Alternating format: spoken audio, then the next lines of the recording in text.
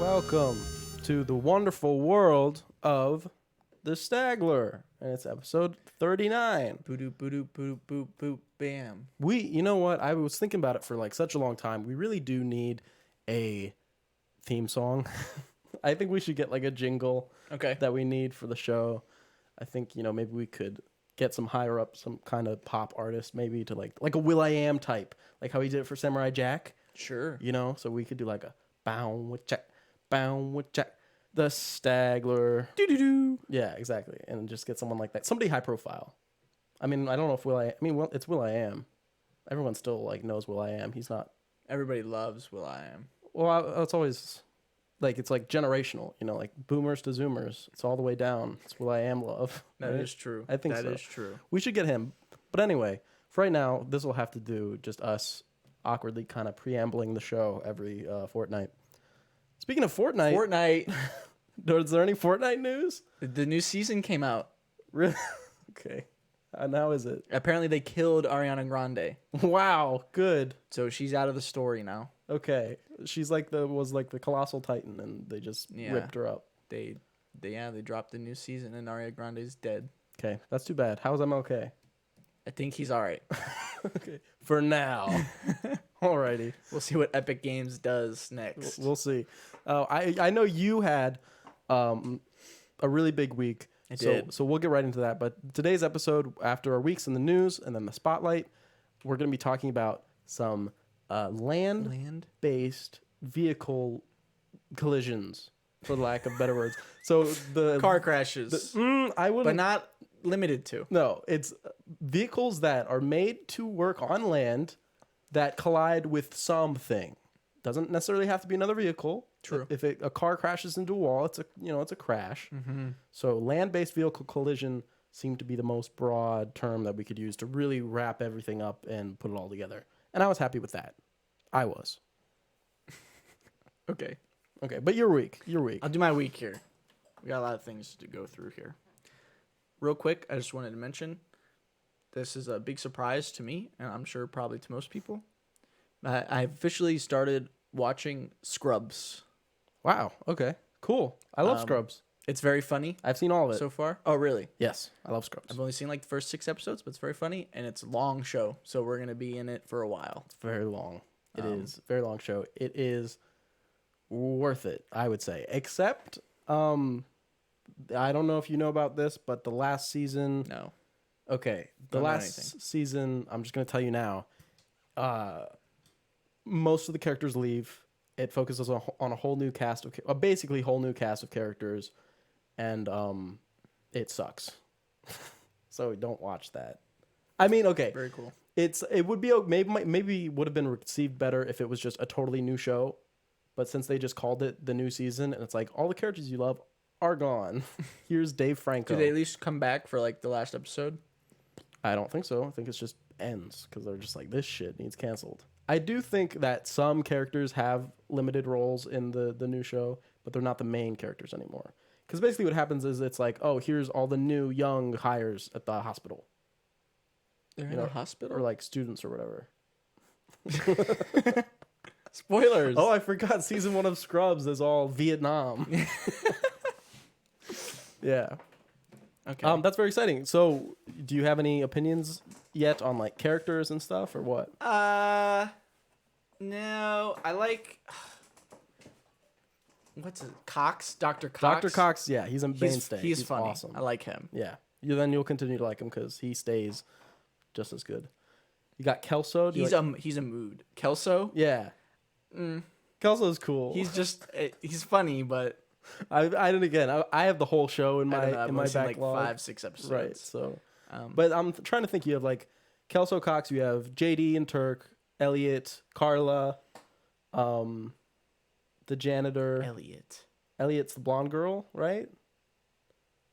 Maybe she's not even. I don't know. Maybe she's. I know the blonde girl, but I just don't know her name.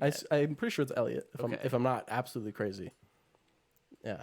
But yeah, that show's great. Yeah, the janitor. He's funny because I know him from The Middle, the show The Middle. Oh, he's the dad. Yeah, that's true. That's true. I was like, oh, look. Mm-hmm.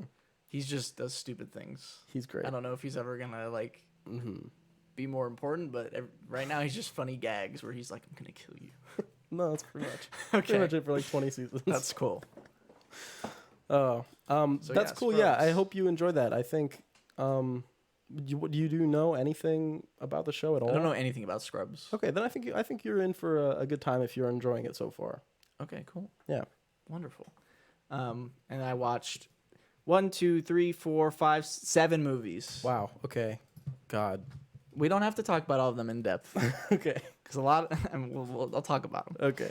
I watched Kung Fu Panda 3. Finally. Directed by Alessandro Corleone and Jennifer Yu Nelson. Kung Fu Panda 3 is the best one.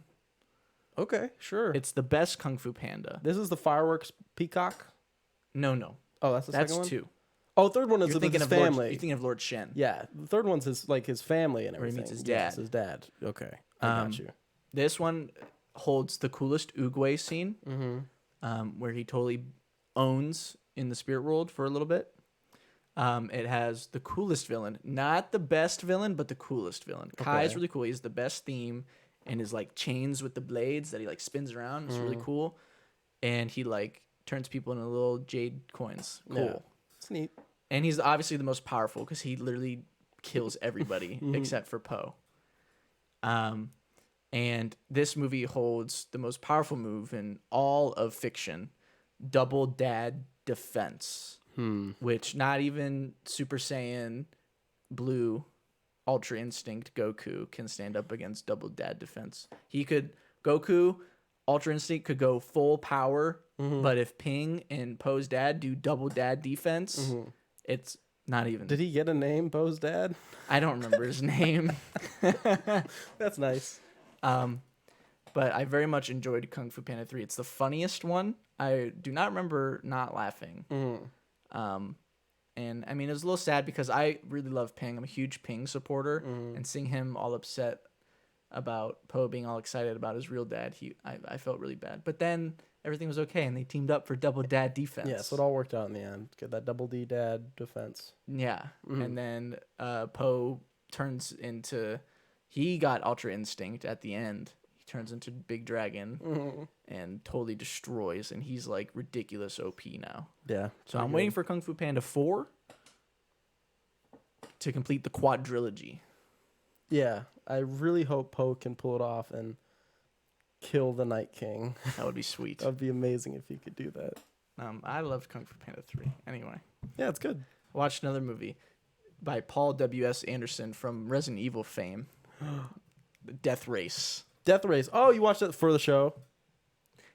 I didn't watch it for the show, but I will be speaking about Death Race later in the episode. Okay, yeah, for sure.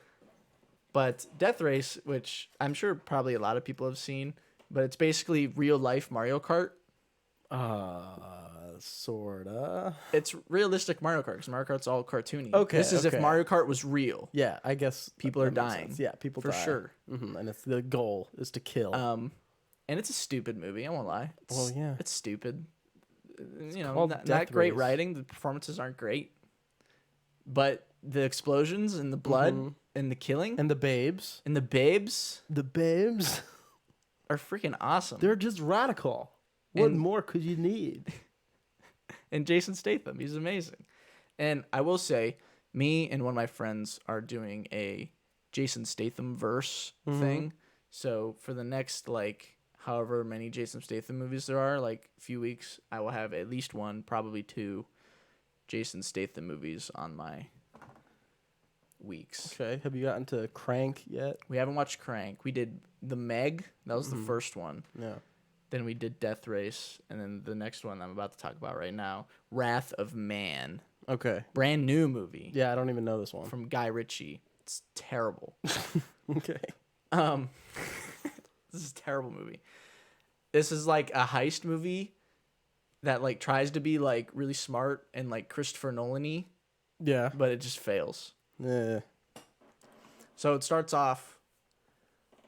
There's this cool. I thought it was cool. It was a cool perspective shot from the back of an armored vehicle that delivers money or something or whatever. And the dudes are just chilling, talking. And I was like, oh, this is a cool little area. And they're driving around the city. It's this is a cool shot. but they're so terrible at acting and the writing is so bad. I could already tell like right off the beginning. I was like, oh, what are we doing? I was like, I like the idea, but what are we doing here? Yeah. And then there's like this whole action sequence that takes place only from inside of the band. And I was like, well, I like the idea, but everything was bad. And then the movie continues. It's good taste, but like awful execution. Yeah, like I liked what Guy Ritchie was trying to do. Yeah. But it didn't work out. Mm-hmm. And then this is where it gets weird. So the movie continues, and you meet Jason Statham, who he's the guy. He's a guy, and he works for this company, who they like deliver money. They like pick up money and like deliver it places. Okay. And obviously they're like hot targets for, you know, people that want to like rob them or whatever. Yeah. So it's a dangerous job.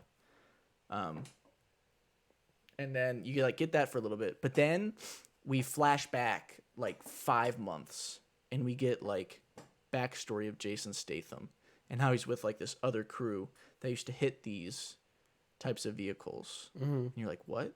This is weird. And then you flash forward, not all the way to the present, but like in the middle. And then you get some information about the first hit again, but from the perspective of Jason Statham and his son, and you find out that his son like died in that, and you're like, okay. So is this information that's being imparted, do you feel like it wouldn't have worked if it happened chronologically, or like what do you think's the reasoning behind? It's just, I think it probably could have worked chronologically, but I mean, it's interesting getting it in this way, but the way that it's presented to you, like, so it's so like choppily, like half the time I was like, okay, wait, what time are we at? Because it'll be like 5 months ago, 3 weeks from now, 2 weeks in the future, 5 weeks back. And it like does that all the time. And I'm like, okay, I don't know where we are anymore. 5 weeks back from where we just were, 5 weeks back from the present. Right. Exactly. And then you get that opening scene from a different perspective, like 3 or 4 times. It's trying to be like Dunkirk. Sure. But I personally think that Christopher Nolan accomplishes this very well in Dunkirk. Well, yeah, because he has a single distinctive moment in time that you're always referencing. Right. Yeah. And then, but in this, it just feels like sloppy. But then you get to the third act, and I actually enjoyed the third act because it's mostly just this one big heist. We're finally back to the present. It's just one big heist on like the main facility, and it's really cool. It's got a lot of cool action things. But the one thing that I liked was the name. Each part has like a chapter. The name of this one was Liver, Spleen, Lung, Heart, and Heart. And I was like, okay, that's an interesting name for the final thing. But then at the very end, Jason Statham finally gets to the there's one last man standing from the heist, and Jason Statham finally hunts him down. He's sitting like in his house, and he's like, dude, what do you want? You want like the money or whatever? He's like, I'm not here for the money. He's like, you read this, and it's like the mortician's like report. What is that called? Autopsy? Yeah. Okay. And he's like reading it, and he's like, one shot lacerated the spleen, the next one the liver, lungs, and heart. And I was like, oh, this is cool. And I was like, I hope he shoots him in all those places. And he does. Cool. And he kills him. And I was like, okay, that was pretty cool. Yeah. But other than that, the movie very not enjoyable at all. Like, it's overall avoid movie, unless you look up final scene. Yeah, final if scene. you want to see Jason Statham shoot a guy in the liver, lungs, and heart, lungs, and spleen. Yeah. I watched another movie. Sure. The Mitchells versus the Machines. Yeah, that's the Sony Pictures animation team. From Michael Rienda and Jeff Rowe. This movie's fantastic. Yeah, it's Spider-Verse people. So they're trying. Did you see this? No. This movie's really great.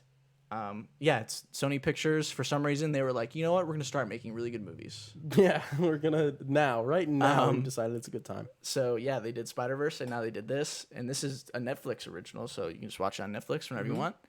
It's super awesome. It's about family, the Mitchells, and there's a robot apocalypse, and they're the last family left, and they're versus the machines. Nice. And this movie is outrageously hilarious and has a lot of... it's not the exact same style that Spider-Verse is in, like comic booky, but it's got like kind of the same feel, and they do like a lot of like fun, like just like putting in like a real life image just like on the thing. Like there's this one thing where they reference like a video of like this monkey like screaming, and they'll just like drop it in like whenever. Like mixed media sort of right, yeah, like animation. That. And it's really cool, really heartfelt story. Gets a little choked up towards the end. The main character girl is very relatable. And just the family dynamic, they're supposed to be like, their family's really, just a relatable family with like all their quirks and like nonsense or whatever. And they eventually all band together. They beat the machines, but the mom, Lynn, she's top 5 moms in movies. Like thickest? No. Oh, like, well then what are we talking about? Oh, that's not cool. I mean, she's thick, but she's not like Mrs. Incredible. No, she could beat Mrs. Incredible in a fight. I will stand by that. Oh, okay. Watch out. When she enters God mode late into the movie, you'll see what I'm talking about. Okay.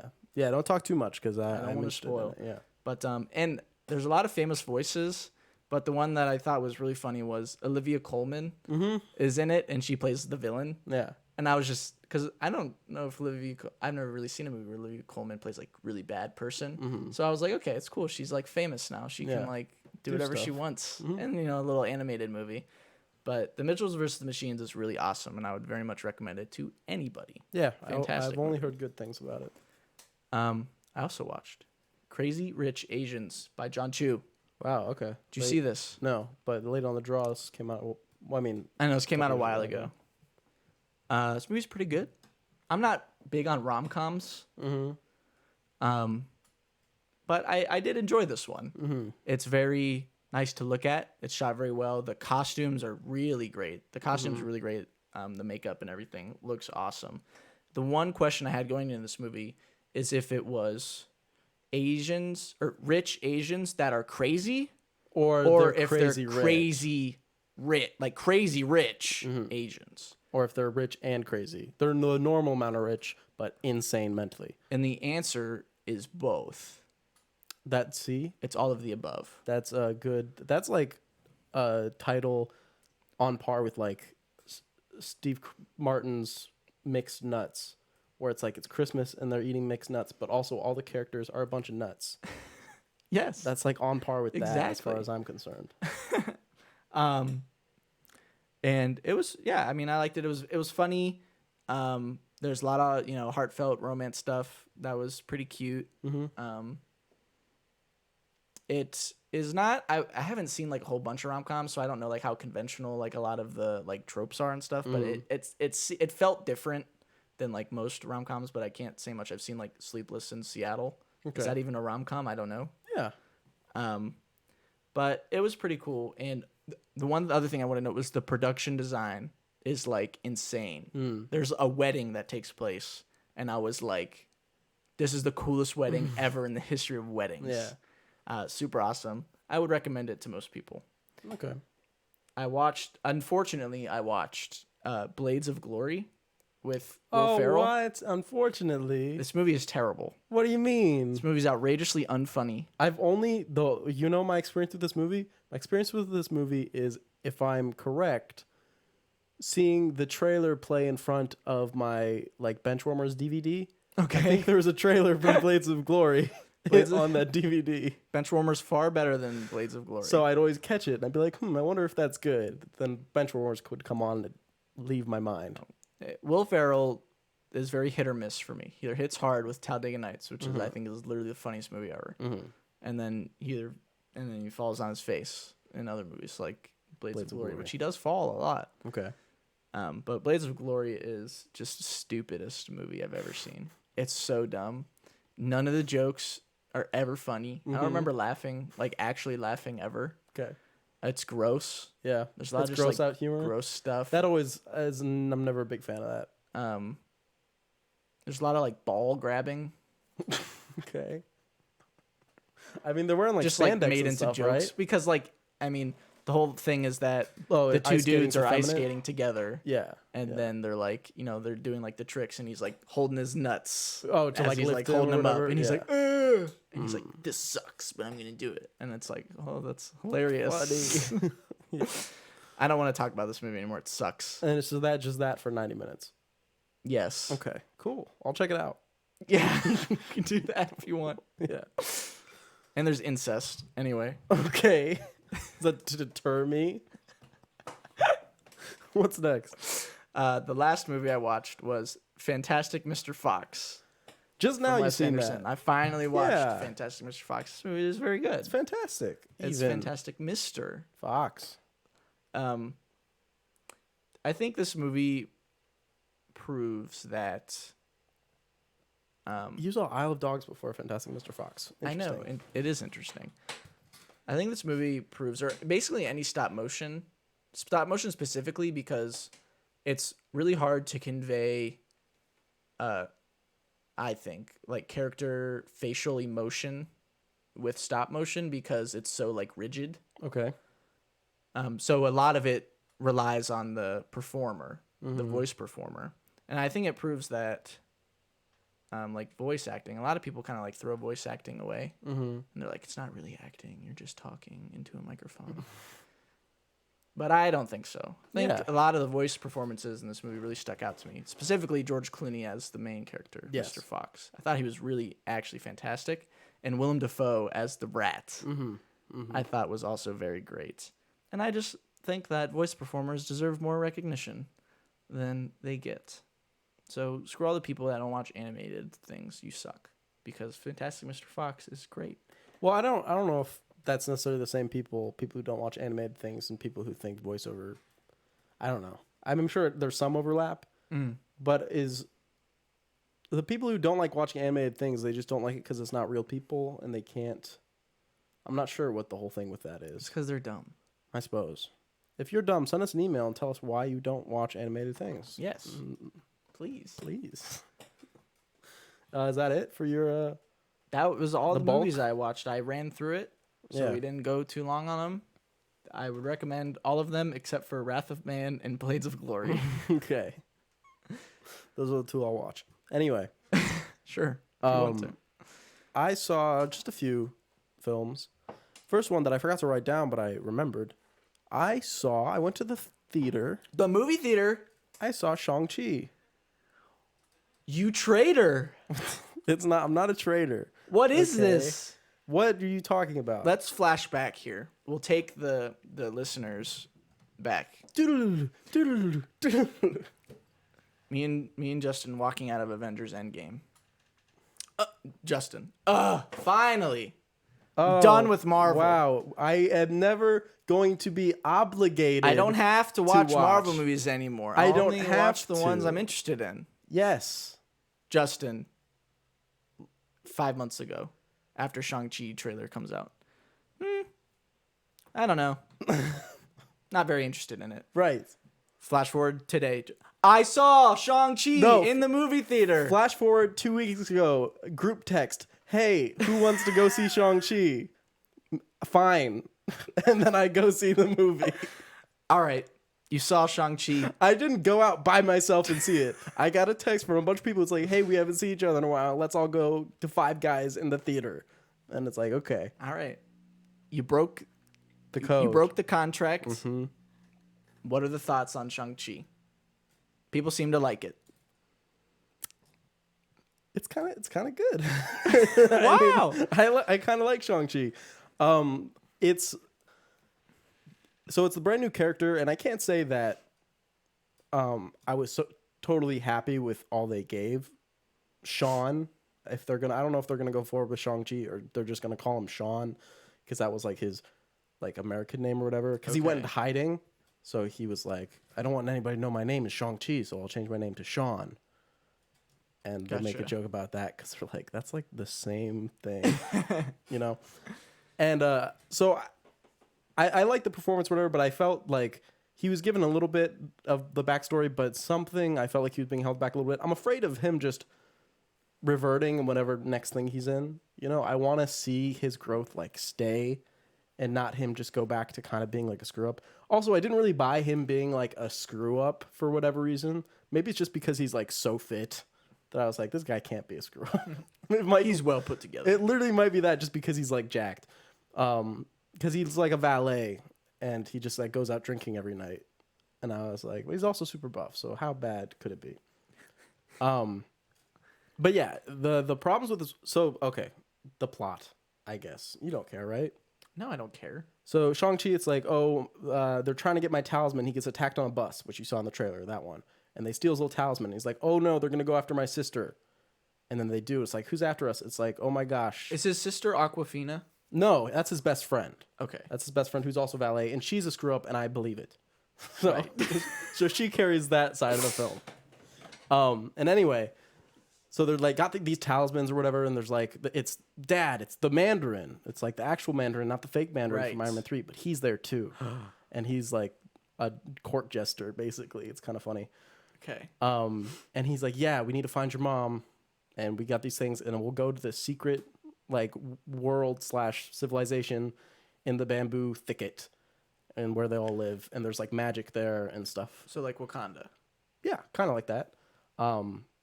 But it's straight up like magic. Like there's like, you know, like weird dog things walking around and all that. Oh, okay.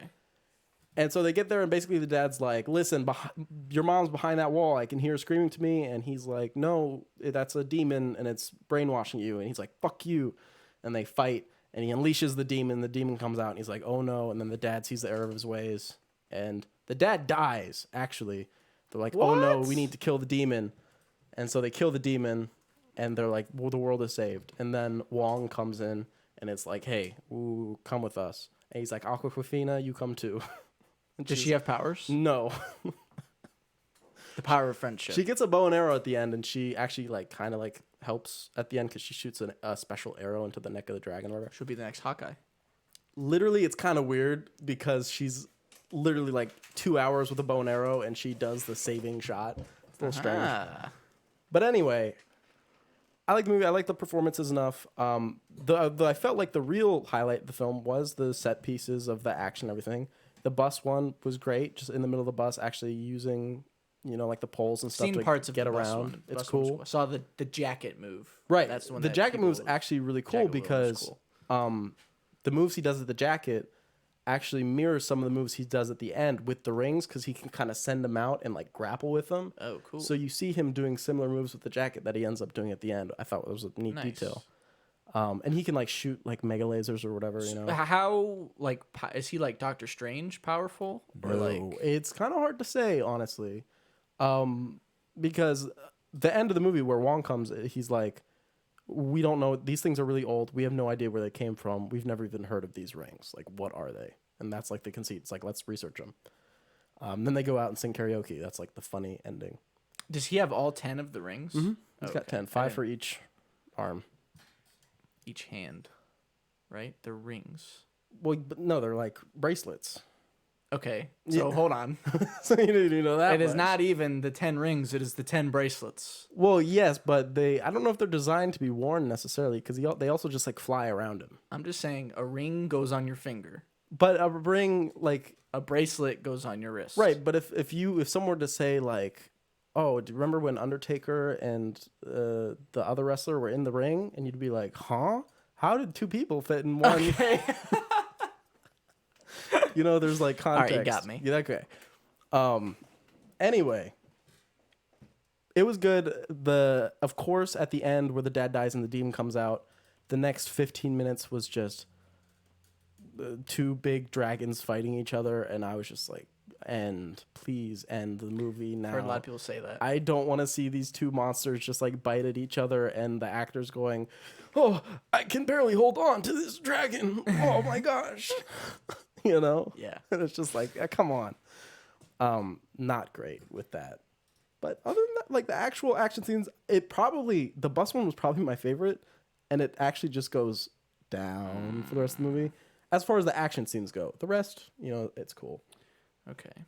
And Awkwafina was a treat. I thought she was good in it. I appreciated her great. being there. She's also in Crazy Rich Asians. Oh, She's yeah, great in yeah. that. Of course, yes.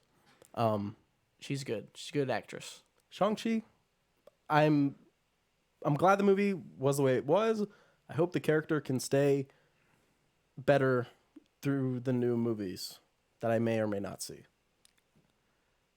Yeah. Yeah. We'll find out. I hope he just doesn't become another funny guy who's kind of a bum.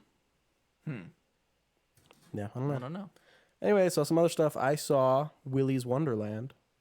Do you know what that is? No. It's a Nick Cage flick where he has to spend the night in Chuck E. Cheese where the animatronics come to life and try to kill you. Oh, it's the FNAF movie. But it's not. It's because there is an actual FNAF movie that's coming out. This is Willy's Wonderland. But yes, it is Five Nights at Freddy's. This is pretty new, right? Sorta. Like last year or something? Last year or 2 years, maybe. Gotcha. Not a great movie, I'll say, like, overall. But Nick Cage definitely being the highlight. As always. There's something about this movie that I don't know if I should, like, spoil or not. Do it. Okay. Spoiler alert. Nick Cage has no lines in this film. He is in Even better. 70% of the movie. He does not speak. Does he grunt? No. What does he do? He just... Okay, maybe he does grunt sometimes. But he doesn't grunt in, like, response. If he grunts, it's because he's, like, beheading an animatronic. He doesn't go, like, as a response.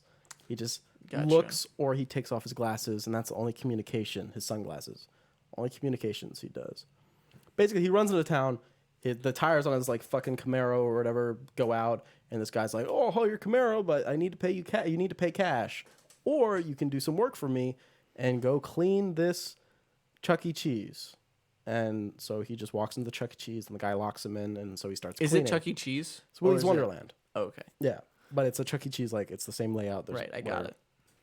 And while that's happening, there's another plot of these, like, 5 teenagers, young adults, somewhere in there, who are like, oh my gosh, that guy went to that place, he's gonna die, let's go save him. And so they go in and they all get killed trying to save him, even though he's obviously a badass. And he, like, I mean, it's not even a contest against these things. They don't even hurt him a little bit. They come up and they're like, I'm going to eat your heart. And he just punches the ostrich in the throat and, like, rips its head off. And he just goes back to cleaning. Nice. That's the whole film. It's just that over and over. And the worst part is that, like, the kid actors aren't great. Kid actors. I mean, they're adults, but whatever.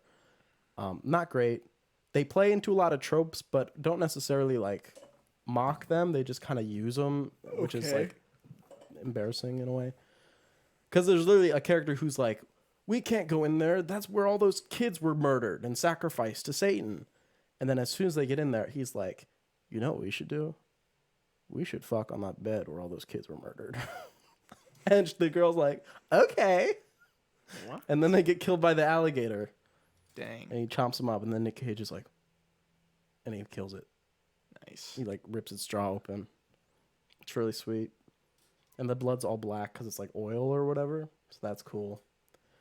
I don't know. It was interesting enough. It sounds like a special movie. Really, the main thing you're watching it is just and it also, when Nick Cage isn't killing things, he's just playing pinball or cleaning and, like, chugging energy drinks. It's kind of interesting. But really, the whole film you're just watching, it's like, is he going to say something? And every time he's in a scene and he looks at somebody, you're like, what's he going to say? And then nothing the entire time. So, yeah, that was an interesting movie. I got another thing up my sleeve, though. Okay. And if I had one word to describe this movie, I would say it would be Aka awesome. Because I watched Pitch Perfect. No way. And I thought it was incredible. Love Pitch Perfect. I really, really liked it. No diggity. And it was Anna Kendrick playing a character who I didn't realize that's what the character was. Like, this kind of moody bitch. I didn't realize that's what... I thought she was going to be like a preppy singer, but she's moody. I guess that's why people really connected with it. It's weird, though, because I remember being so uncomfortable back... Because when this movie came out, I was in, like, middle school or something. I remember being really uncomfortable with everybody talking about Pitch Perfect because of just, like, the themes of it. And most of the movie is like, you can't have sex. Right. And then everyone was, like, talking about it. And I just remember being really uncomfortable. Maybe that's why I dodged the movie for so long. It's all about the cup song, dude. Really, she uses the cup song as her audition, and I was like, that is a horrible song to audition for a group with. What? One, it's not a cappella, right? It's because she uses a cup. Yeah, but I mean... Does that count? I don't know. Because I think you can, like, clap and snap an a cappella, but can you use a cup? It's maybe a gray area. Because that would be, like, acoustic, sure, but not... I don't know. Can you do the cup song? Wrong. Yeah, that's it. No. You're gonna miss me for my cans. You're gonna miss the me cup with song. your You hands. go like. You're gonna miss me. You gotta flip your cup. Yeah, but there's water in this. It might not go well. So I can't flip it. But yeah. Anyway, yeah, it was cool. Ben Platt was in it. He actually got to sing at the end because his character. What did you think about the riff off? I mean, it's probably like the most. I don't know. That's where they're all singing the different things in like the empty. This one, pool. Songs about sex. Yeah, that was cool. Is that a real thing people do? I doubt the acapella community is like that in like college. How does the acapella community feel about this film? And do they feel like it's good? I will say, I hated the throw up. Oh, it was the worst. The throw up. I feel like there's a lot of throw up. There's at least two. There's one where it's their first very beginning where she just does it like all over the crowd and everything. Good stuff. And then one near the end where she does it because they all fight and she does it again. And then the girl who like speaks really quietly like falls in it and starts doing snowflakes in it. Yeah. And I was like, oh no, I don't need this. Do you have a favorite of the Bart and Bellas? My favorite? Yeah, there's like 12 of them. Oh, geez. I don't know. No favorites. Yeah, I don't have a favorite. Okay. I didn't like the boyfriend guy either that much. If I was your boyfriend. I don't know, the main guy who showed her the Breakfast Club, and he's like, look, the Breakfast Club is fucking great. It's awesome. Right. Yeah, I didn't care for him too much. What about the dude, I don't know his name, the one that he eventually joins the baritones. Is that their name? The baritones? The treble-makers. The baritones. Well, that's just the people in between tenor and bass, so you're not far off. The treble makers. Yeah, Ben and Platt's at the end, he does the magic. I got the magic. Yeah, he was cool. He was weirdo. Weird freak. He was cool. Yeah. Yeah. I guess I liked not the stuck-up girl who throws up on everybody. She's annoying. But her friend with the nodes. Hair. Yeah. And she approaches her naked in the shower and she's like, you're a great singer. I like her. She's my favorite, actually. She's good. She and the others? Yeah. Everyone sticks through. Good. With some additions in the later films. Nice. Yeah. And Fat Amy was funny. Was good. As always. Rebel Wilson. Well, I don't know about as always. Maybe Wilson not. Being funny, but I really only know her from these movies. Really, isn't that what else has she done? I don't know. I think she did a podcast. She's our competition. Nice. Take you down, Rebel Wilson. Anyway, yeah, Pitch Perfect was good. Are you gonna watch the other two? At least the second one. Gotta watch all three. Okay. When's the fourth? Hopefully soon. I would watch Pitch Perfect 4. I would watch Pitch Perfect 7. I would. I would. But we kind of lied because your week wasn't technically over. No, it was a bait and switch. Now we're going back, like in Wrath of Man. Like Wrath of Man, back 5 months. 2 weeks, 5 months. We're going back 4 months from 5 months ago. Yeah. We're going to talk about a little show called Neon Genesis Evaginalon. And the thing about Evaginalon is it was like 1995 that it came out. Long time ago. And I want to preface all of our thoughts with saying that we watched the series, the original, actually. Yeah. We did not watch the Netflix version. Yeah. That's basically what we're talking about. I actually did watch some of the Netflix version for one night because I was like, how bad can it be? But that not most of it, I watched the original, but I did watch a couple episodes on the Netflix one. Wow. Anyway, it's really honestly not a big deal. Baker. Anyway, yes. So we watched the whole series, 26 episodes. 26 episodes, man. And not the end of Evaginalon. None of the movies, just the show.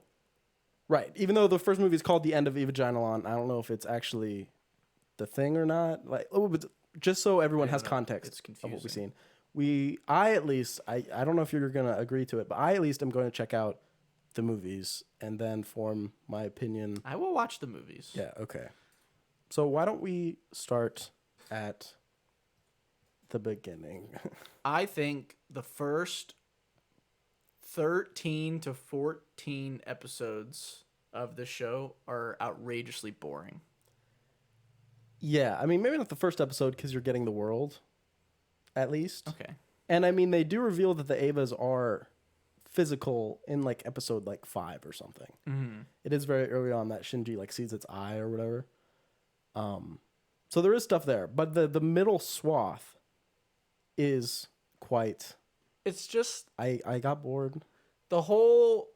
It was like every single episode was like Shinji was at school and he's having, problems with girls and thinking about like where he is in life and his spot in society, and then Angel has appeared, and then they fight an angel for the second part of the episode, and then they beat it every time, and that's every episode for the first like 14 and then episodes. at the beginning of the next episode, usually everything was kind of back to like half the city gets destroyed, and then like it's okay now, and that half the city gets destroyed like I want to say 3 times, like a lot. So, but the school's always fine, right? Or maybe at the end of the school, I forget, honestly. Well, at the end, like the whole city gets fucking smoked. By that last one, big time. Yeah. But I don't know. Just after a few episodes of that, I was like, okay, is like something actually going to happen, or are we just killing all of the angels? Well, really, what happened was I was thinking, because I knew the thing that I guess we should say, what did we know about Evaginalon going in? And I was told that it was like a psychological anime, that it was mostly about like psychological thing, and like it is, but how much of that was really going on in episodes 6 through 17? Yeah, I maybe I'm wrong. Maybe the movies will elucidate information. Be like, when we watched Misato chug 14 beers, it actually. The watching that the 7th time, actually there was something extra in it because she only chugged 13 beers. Wow, right? Caught something. Whatever. But she was actually by far my favorite character, Misato. Yeah, me too. She's great. I mean, obviously she was like the most mature and felt like she had the most like depth to her thing because she was actually had kind of knew what was going on when all the kids really don't know anything about anything. And she is the one who she's basically the only one that directly interacts with both the kids and the higher ups. The others they might pass and say like the Ryoji, I think was his name, hangs out with Asuka occasionally. Right. Whatever. But usually when they hang out, she's just like, "Oh, please have sex with me." And he's like, "You're a child." And then she's like, "Look at my tits." And he's like, "Not yet." I'm pretty sure he says that one time. I think he does. He's like, "Not yet." Not yet. Wait. Which obviously I'm not saying, I shouldn't say it because that's Asuka's whole thing is that she's basically needs attention to really, just She's outrageously annoying. Just dumb it down. I liked her at first, and maybe that I didn't actually mind that I thought her attitude was kind of entertaining and then it became grating. I didn't mind that because it almost felt like a play on that kind of like tsundere trope or whatever. So I actually didn't mind her too much until like the last episode where they spent like 15 minutes just repeating the same like 2 lines over and over and over again. And then I was like, okay. You just don't understand the vision. I guess listen, you're talking to somebody who loves David Lynch and loved episode like 13 of the season 3 of Twin Peaks, where there's like literally 10 minutes of just an explosion. And I was like, this is fantastic. This is cinema. And I didn't like this. And I know somebody who feels the exact opposite. So I don't know what I'm missing here. But so you have Shinji Ikari. He's a 14-year-old boy. Everybody's 14. Everybody's 14. The kids, all the kids, the pilots, 14. The pilots. Do we still even know? I don't know, because why they have to be 14? Yes. No, at least I don't remember learning that. Right. Why they have to be 14? Or is it just coincidence that they all happen to be 14? No, because I very specifically remember a part where they were like, they have to be this age. Right. And I was like, okay, that's interesting why they have to be this age. Mm-hmm. And they were, selecting people specifically from like the school or whatever. Right. So, yes, because the whole school was like actually the setup for the whole Marduk Institute or whatever. That was like, oh, let's get the kiddos. I don't even know like what to talk about. You have Shinji Ikari. He's a brown-haired kid. He's like shy basically. He has like abandonment issues pretty much. Right, because his mom's dead and his dad is not in the picture. He's like never spoken to him apparently ever. Yeah, because he's like the main dude at Nerve. The commander of Nerve, yeah. The company that does all the Ava stuff. Ava fighting the angel stuff. They drip feed information in just like a really weird kind of way. And I didn't find it.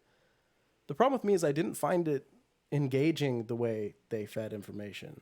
Because sometimes when they said stuff, I honestly had to like second guess if I already knew that. Like, especially when they did stuff with Adam, I was like, did I already know? Was I already supposed to know that Adam was like a thing? Right. You know? And of course, Adam and Ava. Oh. Wait, what do you mean? And like in episode 2, I swear to God, like one of the really early episodes, they put Shang-Chi in the pod and they're like, the umbilical thing has been severed. And I was like, is the robot his mom? And then fast forward, 20 hours. Oh, robot might kind of be his mom. It was just kind of strange. And then you have Ray, who I like Ray.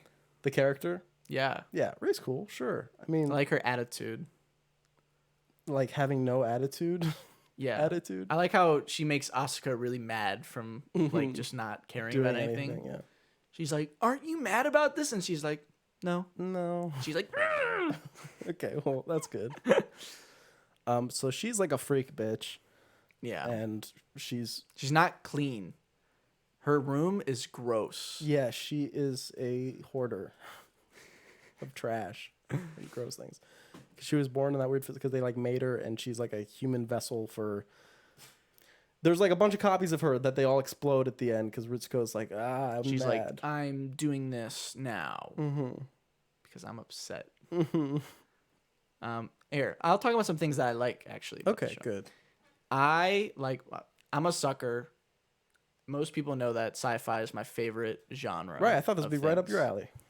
And I love like interesting ideas and like world building and stuff. I love the design of the city. New Tokyo 3. Yeah, okay. I thought like the idea of like the buildings being able to like go down under into like the geosphere area that's like carved out underground where they have like that whole area. Super cool. And just like when they would do like the big like horizon shots and you'd see like the sun and then like the city coming down from like the sky and then like the rest of like the ground. I thought all of that stuff was super cool. I would probably like get a poster of that. Yeah. I very much enjoyed all like the world stuff. But it also made me think like, who's living there? If your city has defenses, why are you living there? Why live there? It would make sense if they were all military people, but it appears that also there's just like normal life happening also. And all the time they're like, okay, we have to evacuate the whole city. If they're 14, there's what? 18 attacks?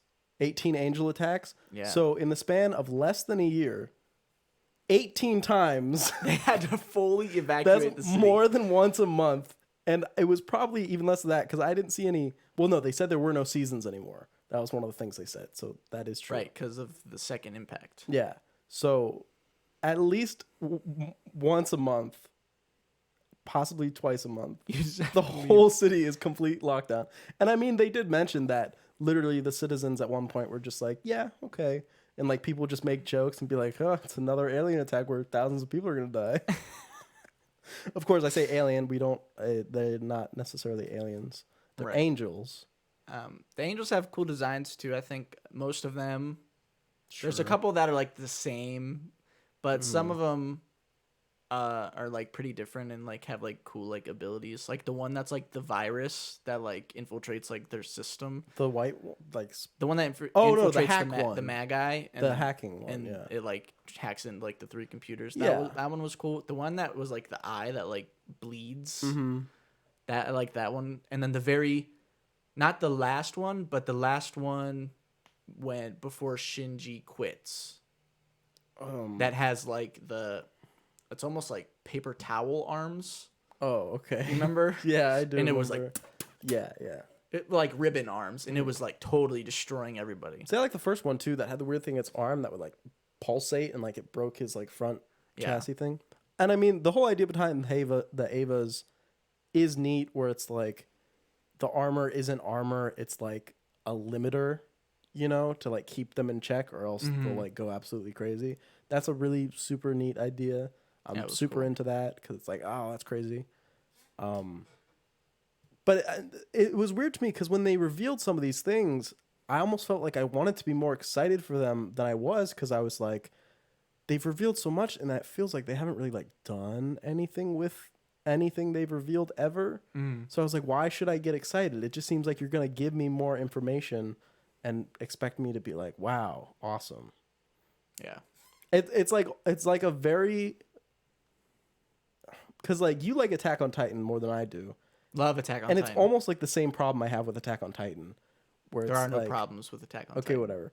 But it's just like more information, more information, more information, Right. and it's like really, really cool. When instead I'm like, why don't we just like flesh out the one idea like a lot, instead of being like, wait, new idea, wait, new thing. Yeah, I know what you mean. In this show, I definitely felt that, where I was like, just focus in and do the one thing, instead of being like, Avas, no angels, no Adam, no Lilith, you know? Yeah. No, the spear of Longinus. Yeah, yeah. And then the new kid. Oh, Kawaii? Kawaii.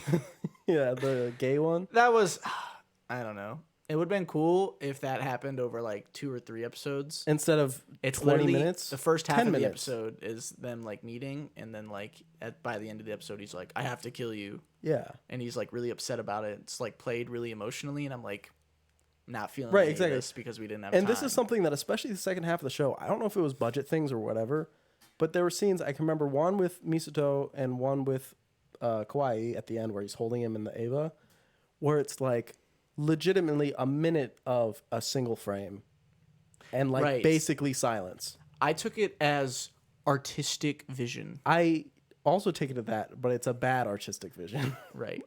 Well, there's one time they used it that I thought was really funny was when The only good time was, sorry to cut you off, you're good. the one I liked was when it was Ray and Asuka That's in what the I was elevator. about to say. In Yeah, the elevator. exactly. And it's just the picture, and I was like, okay, That's fine, because is you're funny. waiting in an elevator. That is a real time that exists, whatever, Mm-hmm. I enjoyed that one. But the other two, I was just like, are we really doing this?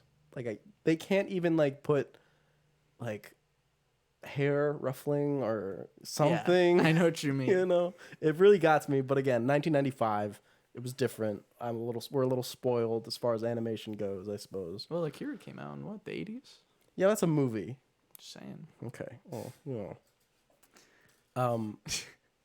who I don't know.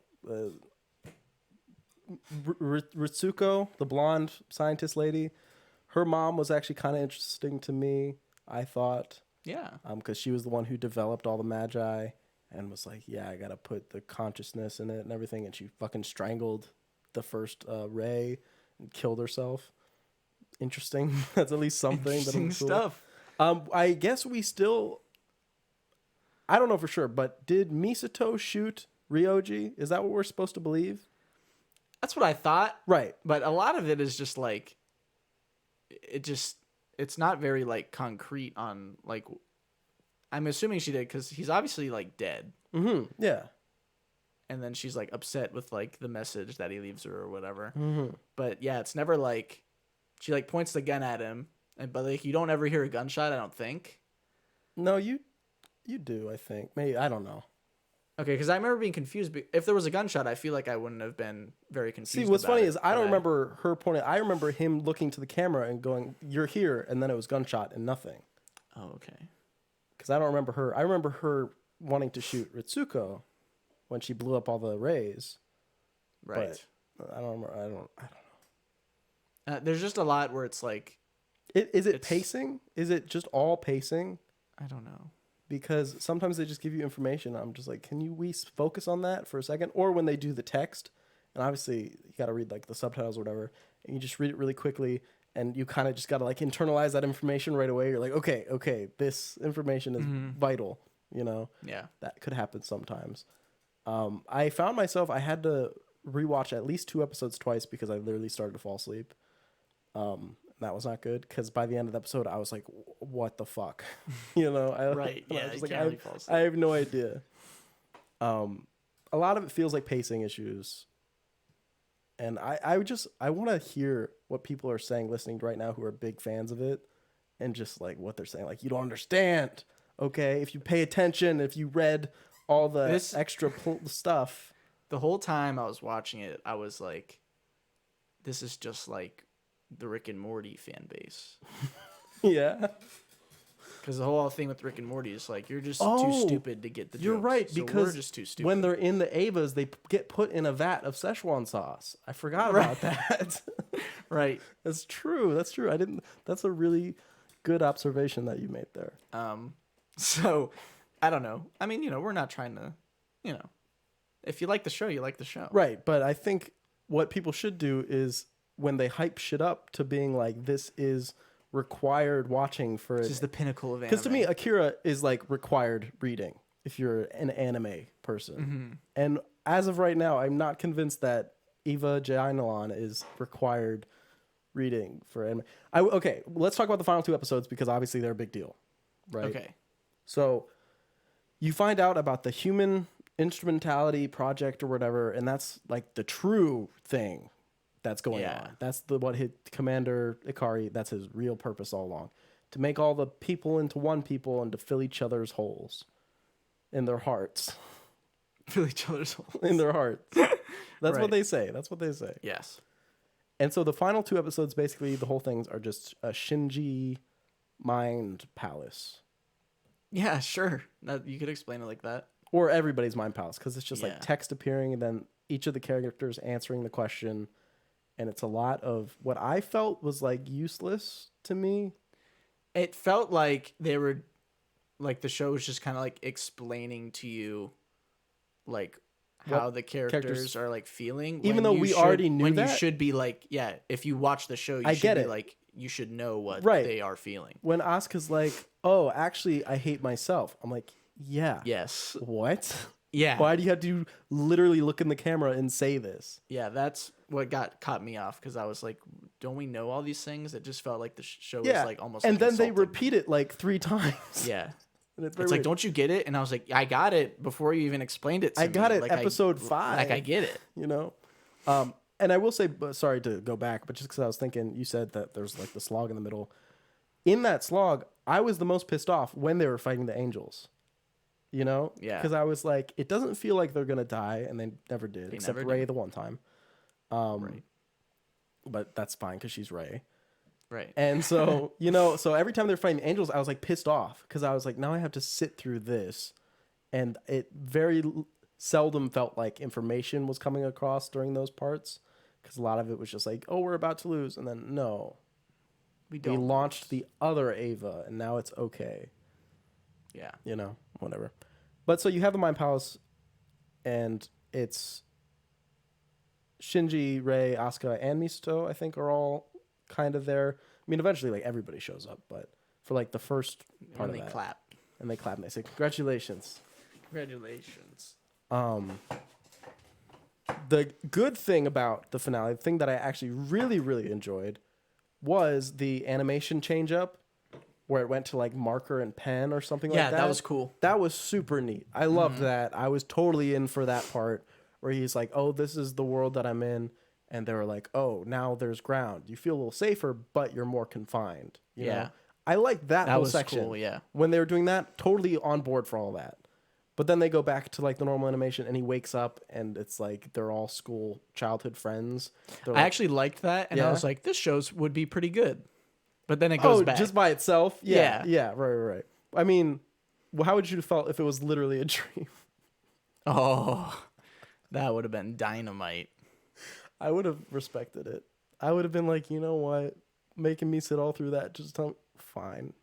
You win. Fine. You win. Yeah, so they do the marker thing. That's all cool. And it's basically about like finding its place in the world. And then they say something that really caught me weird and helped me with like what exactly they said. They said reality, you don't have to accept the reality around you just because that's how people say it is. And they say like, just because people say rainy days are sad doesn't mean that they are. Right. And they say stuff like that. But the context that they're saying this in is the context of like a little girl who watched her mom commit suicide. So you're saying like, you only think your mom committing suicide is bad because people, say it's bad. But really, if you think about it, could be a good thing. As is this 4-year-old is like, please don't die, mom. Oh my God. But that's the context that they do it in. Yeah. You know, and it's like I don't get it. Yeah, I don't know if it was in great taste. It just seemed like the weirdest place to put it because I understand the message, but when you're showing that like this 14-year-old was literally starving herself in a bathtub, you know, wanting to die, and then saying "chin up," Yeah. Hey. I don't get it. Yeah. And I really feel like a crazy person because everyone talks about how good it is, and obviously it's old, so we might be taking for granted a lot of things that it did for anime, you know. Right. But maybe it just didn't age well. Well, the other like big giant robot anime that is like compared to this one is Gundam? Gurren Lagann. Oh, Well, I guess maybe Gundam too. because Gurren Lagann's like 2004 or whatever, isn't it? Yeah, like Yeah. 2006, I think. But I very much liked Gurren Lagann. Yeah. But like I could see, you know, like what Gurren Lagann took from Ava. Mm-hmm. But like other than that, I'm like, okay. Right. They didn't take the sexualization of, you know, little girls. Right. Sure. From, you know. Yeah. I don't know. We just don't. I guess we just missed the point, and that's okay. I mean, here's the thing. One of the reasons I want to watch the movies is so that I can read a fucking wiki, and just make sure everything that I think about the show is true, because I still feel sort of fuzzy, and I don't think it's on me, but maybe it is. Okay. Because I don't want to read a wiki right now because I don't want to find out some shit that it's like you find out in the last episode that Shinji's mom, you know, whatever. Because I want to be able to like actually have a chronology in my mind and a timeline to be like, this is the series of events, and I want to know what the fuck the vanishing of his mom even means. Because they show the scene and it's like you were there, and then they were like, his mom was like, let's begin the test, and then they're like, and then she vanished. Like, what does that mean? Did she literally just poof? Why couldn't, you know? I don't know. Let's end with Pen Pen squared. went on a little cute little rock hopper penguin. Yeah. If you don't know, penguins are my favorite animal. Pen is a rock hopper. That's why he's able to live with them. Because rock hoppers live in more warm climates close to the equator. Yeah. And in New Tokyo 3, it's very warm because like there's no Antarctica anymore. Yeah, it totally just melted and it's gone. And he's cute. I don't think he's cuter than the corgi from Bebop. Yeah. But that's But he has a cuter name. Pen's cute, and That's he's got cute the name. little tag. Yeah. And he's always just kind of like looking around, doing whatever.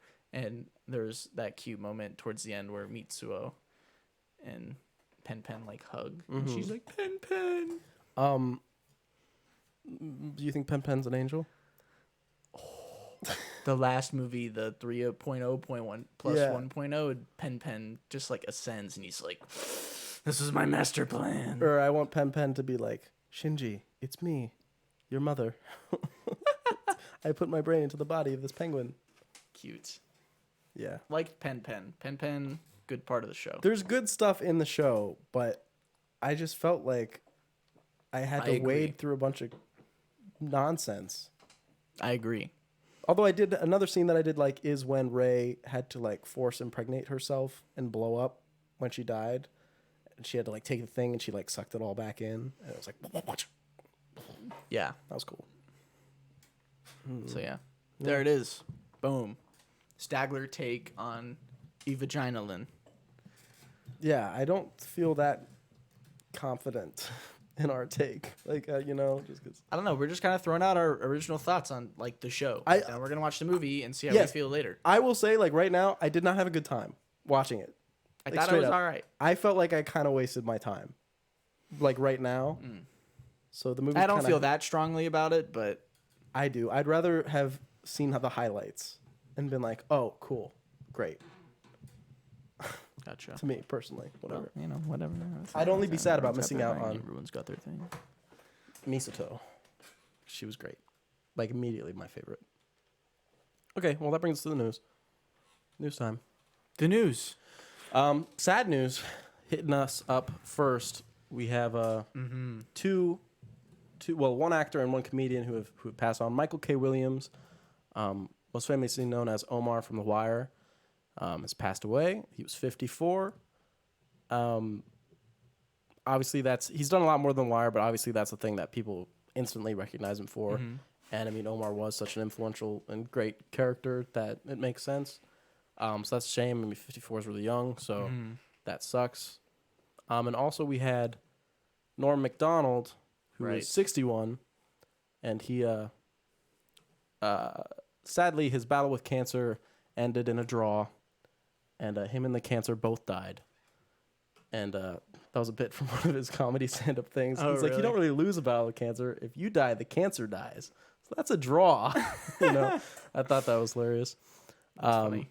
Yeah, he's a funny dude. I mean, even when he's like, you can just look up clips of him like doing whatever, and it just always cracks me up because he kind of has that like, I wouldn't say deadpan, but it's always like adversarial. Like he'll always use the other comedians around him to make the audience laugh, not necessarily to make the other comedians laugh. You know, which is I think just a cool thing that other people don't do as well as he does. Yeah. Yeah, he's great. And yeah, so just starting off with those two things. And then also some sad news about Jack Black.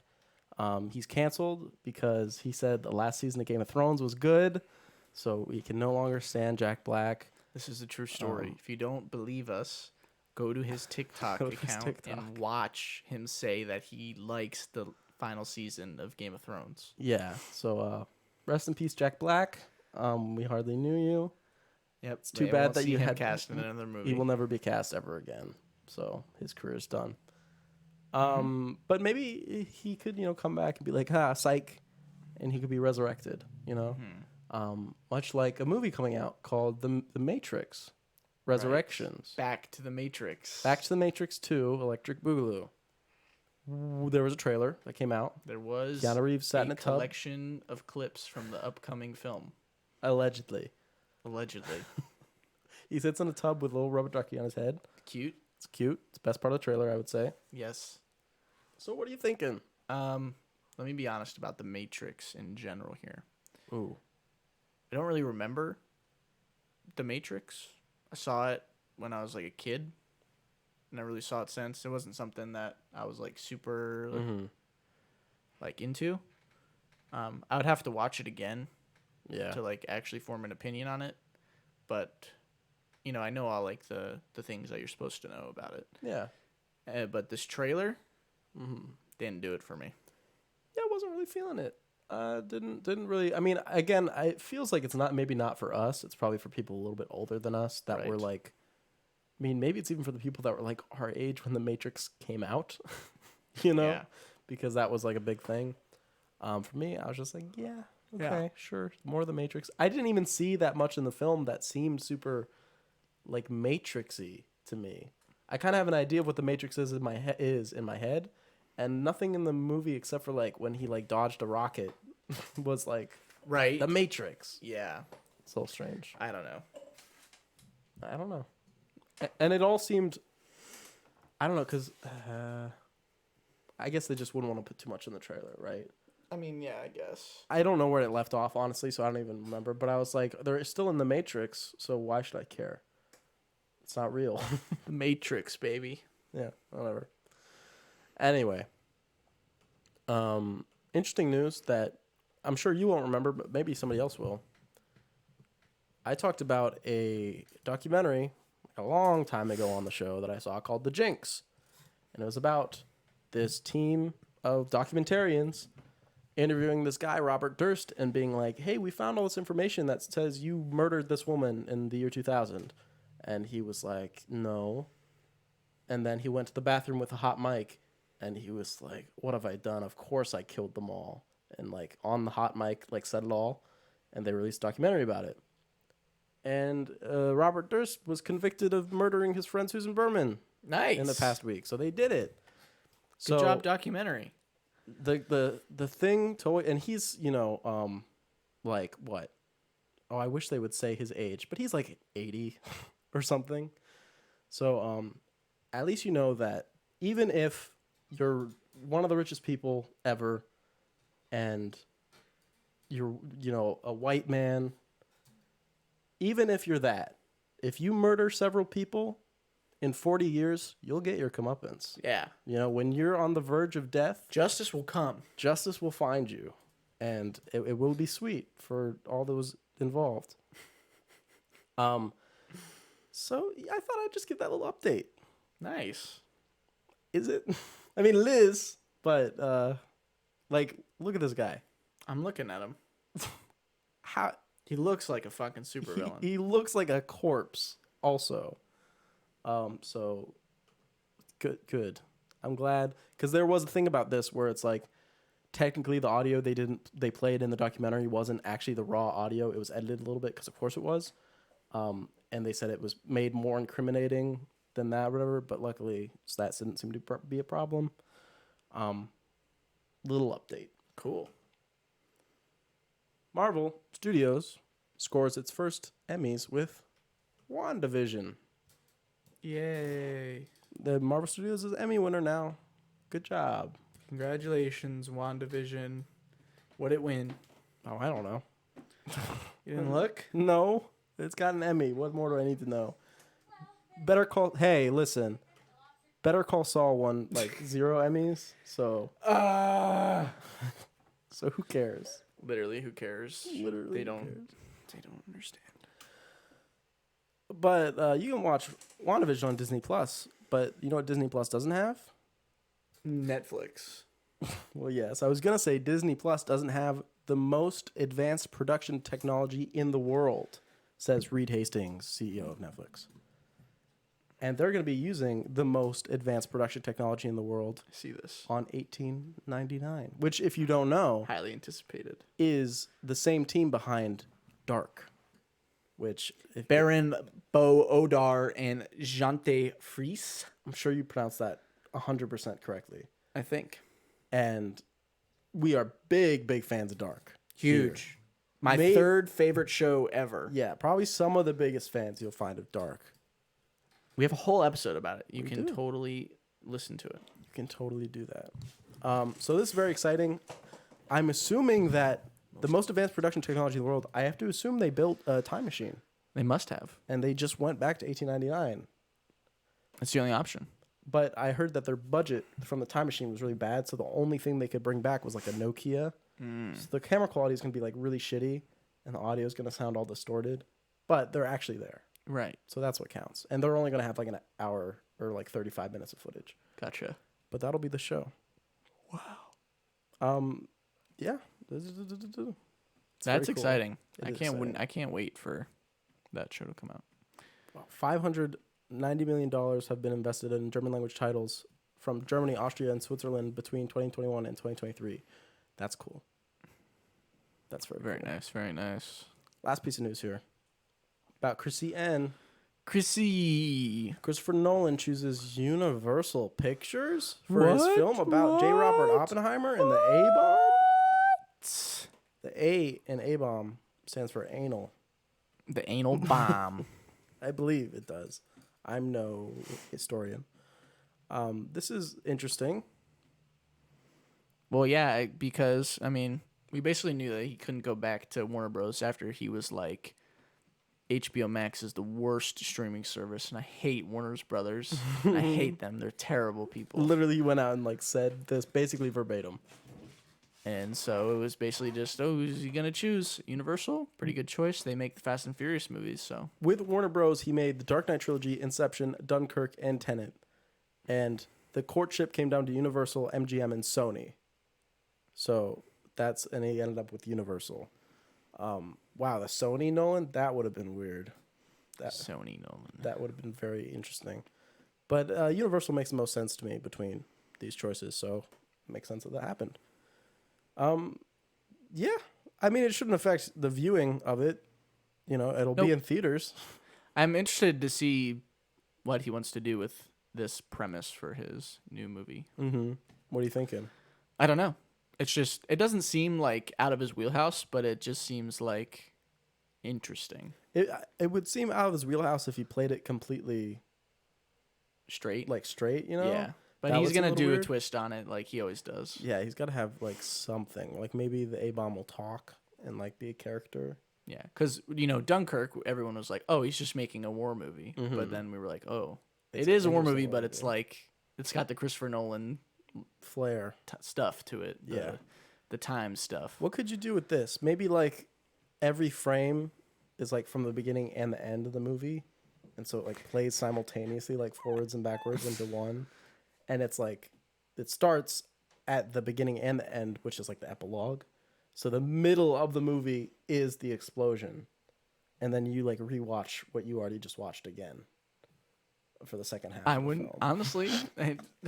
It's funny because like that doesn't sound doesn't like even so sound that far from crazy, something yeah. that he would do. Anyway, that does it. We got it. We got through it. Spotlight time. Hooray. Spotlight. We always love More getting the light. spotlight. It always feels so refreshing. So again, Spotlight. we're doing best land-based vehicle collisions. So my first pick, if I may, Throw it out there. What do you like? the movie Cats. We're starting off strong. Yeah. That's it. The movie. Oh, Yeah, Cats from very funny. the whole movie was a train wreck. Yes. You're very funny. All right, what's your first one? I'm being serious about this, Oh. and I actually chose Okay, real things. fine. I said I was going to talk about Death Race, so here I am. Talking about death. I'm talking about the destruction of the Dreadnought in Death Race. I don't know. Are we gonna like What? play the clips or no? No, we cannot. Okay. So basically, what happens is Jason Statham is like, "Yo, Roman from Fast and Furious, you want to blow up this big giant?" We were just talking about Christopher Nolan. This Yes. ties in. So what happens is they hit one of their power-ups and it brings up like a wall basically. And the Dreadnought gigantic long semi-truck thing crashes into it, and the back of it goes and like flips over and crushes all the dudes and explodes. Really cool. And I will just say, The Dark Knight came out after this movie, in which an extremely similar sequence of events happens, which is widely praised to be one of the greatest stunts in cinema. But did they actually do it? What? Did they actually flip it? It looks pretty real, Well, yeah, sure. I think. Okay, yeah. But the thing is, it doesn't totally flip in Death Race. It more like shoots off and then kind of like, and then kind of lands sideways. Okay. But I have no doubt in my mind that Christopher Nolan saw this movie and was like, I gotta do it better. that's what I want to do, Yeah. but better.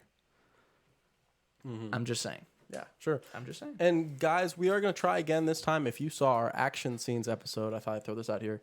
In the description of like the YouTube video of this episode, we will be posting some links to the scenes if we have them, if like short clips or whatever that are on YouTube. Right. We can post some of those links down there. And you guys maybe on can, Twitter too, post some watch and follow along so you know exactly what we're talking about. you know, and just how cool they are.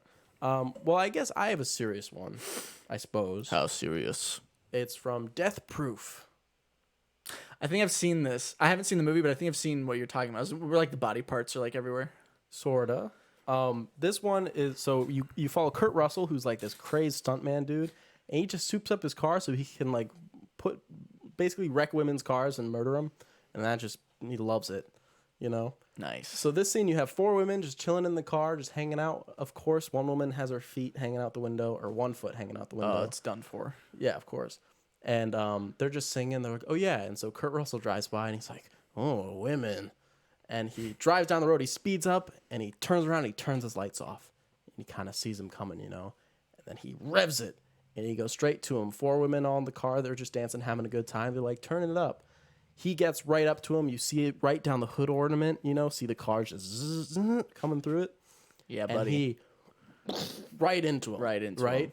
So what I like about this is right before he hits him, he puts on the lights so that they kind of flash and see it, And so what's done here is you put on the lights, you see the woman with her leg just chops off, and she dies, right? Nice. And then it cuts back to the light. You see the light flip on. It's the woman in the driver's seat. Her face gets bashed in by the wheel, and the wheel spins her face off, or whatever. And then it goes back to the light, and it cuts back, and the woman gets yeeted because she wasn't using her seatbelt and just flies over outside into the road. Nice. And so you just get to see it go back. What happened to this person? Go back. What happened to this person? And it gives you a really nice just view of like, oh, how'd all these people get fucked up? And it's just a really like neat sequence, even if it is, like horrific. Right. It is a cool sequence of like really getting in depth, seeing what happened to each person. I feel like you don't see that as much as I wish you saw stuff like that when there's like all these people involved. Right. I think it's just a neat little sequence. Yeah. Okay. My next one is from Cars, the first Cars movie. The animated Pixar film. So yes. This is very graphic.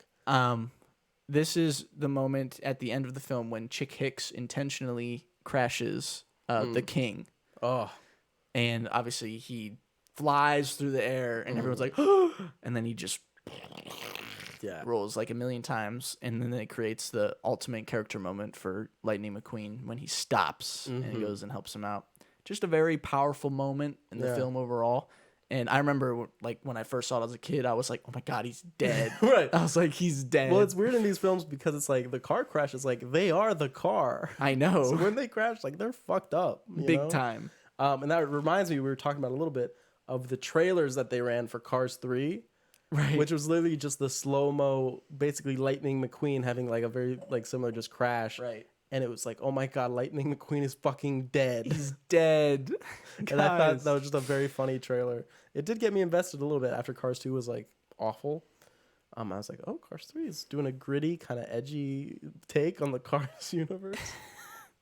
It's very interesting. Cars, when you think about it, it just falls apart. Yeah, don't think about it. Do not think about like the anatomy of the cars or like the universe at large of Cars. Yeah. It doesn't make sense. You don't want to do that. Though it's a bad time for you. I guess that we kind of shared that one, but I'll go again. Okay. Have you ever seen any of the Final Destination movies? Dang it. I was going to do this one. Oh, really? You're talking about 2? 2, yes, because this movie has affected me on a level that I cannot. Anyone who was born from like 1990 to 2003. Yeah. Sure. It's like this movie fucked you up. It is ingrained in your mind. Anytime you're on the highway, you will never ever drive by a truck that has like loose things. Loose anything, because you're just like that fucking scene in Final Destination 2. Could happen. It could. It Like, could happen. It could happen. If it has been raining, like it was in the film, or sleeting, or whatever it was, the road was slippery. It could very well happen. So what you have is, I think it starts on a police officer. Okay, so police officer is driving along, and he spills some hot coffee on his pants. He's like, ah, damn it, the coffee's hot. Ah, fuck. That's an awfully hot coffee pot. Yes.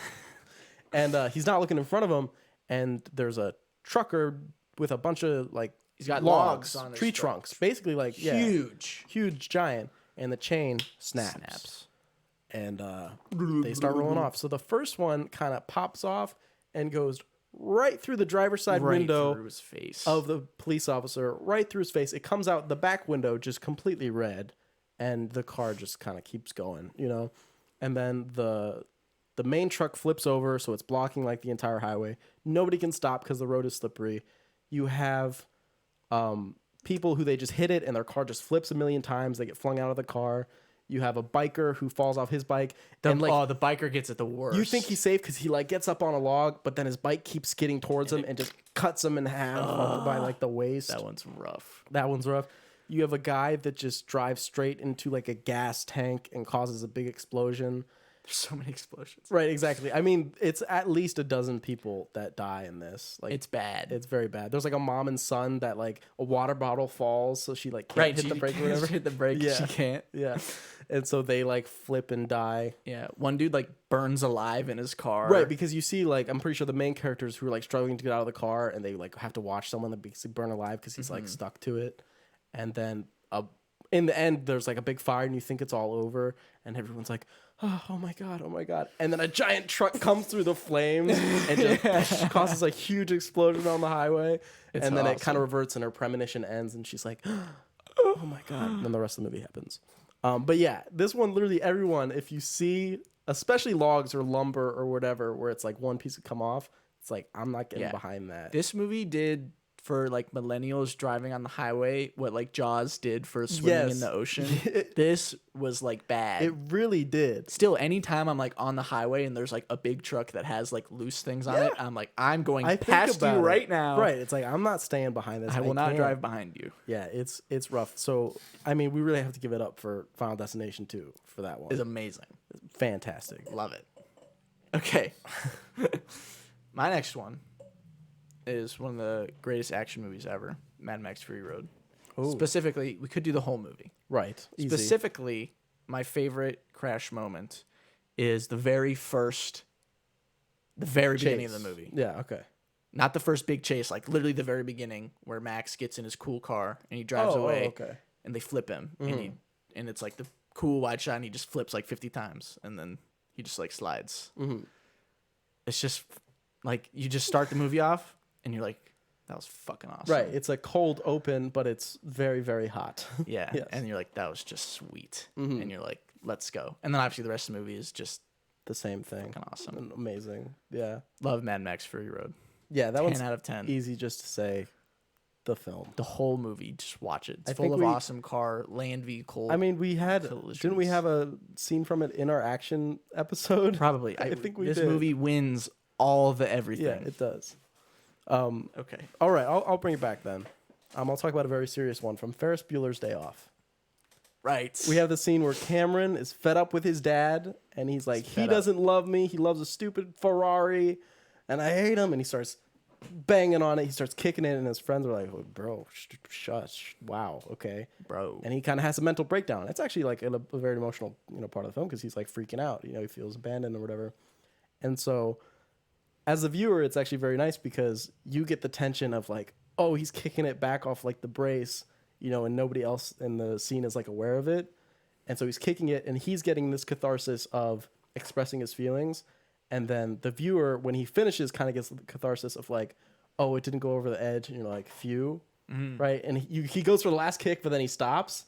So I felt like the emotions that you kind of feeling kind of match because he's like, I finally got off my chest.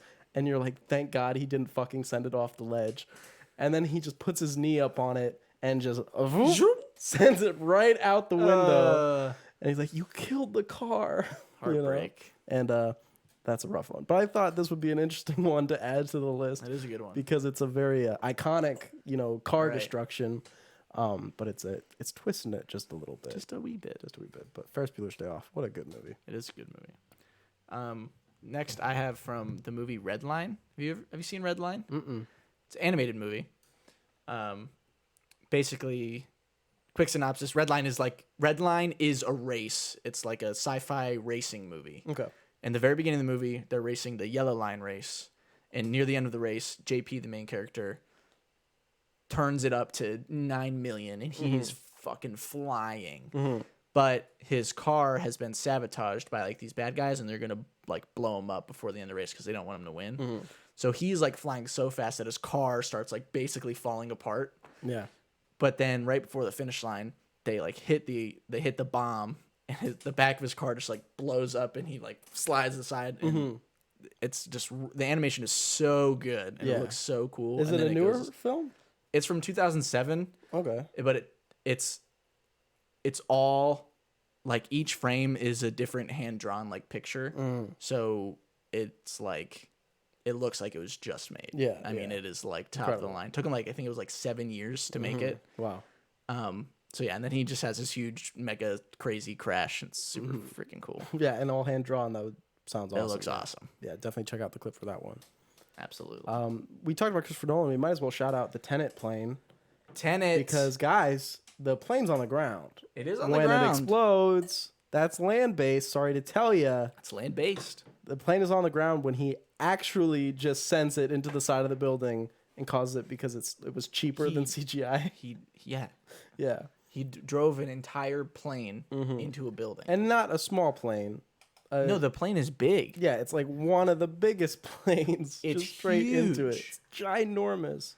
It's crazy awesome. It was actually really fun to actually just rewatch that one scene because you're like, you really appreciate it when you watch it alone by itself because there's no other spectacle like around it. You're just like, wow, this happened. You're just like, wow, he really did just drive a plane into a building. Yeah, it's very, very cool without all like the sci-fi around it, and it's just the grounded reality This is a plane in a building. It's cool. It's very, very sweet. Gotta shout that out. Love it. Okay, we've talked about Fast and Furious, our love for Fast and Furious. Well, my love, but your newfound love. My newfound love. The end of the first Fast and Furious Some say movie. new Finn love. Dom and Brian are going to have a little drag race. They beat the train. He puts on fake eyelashes. All is cool. He's like, cool. And then Dom's not paying attention. OMG, there's a truck right in front of him. Space. He does a cool corkscrew flip right over top of Brian. Lands it. Kinda. Sorta. Kinda hits the front. It's bumpy. Lands, slides, breaks his arm a little bit. Just super cool. I don't think he breaks his arm a little bit. Well, like, how do you break your arm a little bit? You could fracture your arm. Okay. Okay.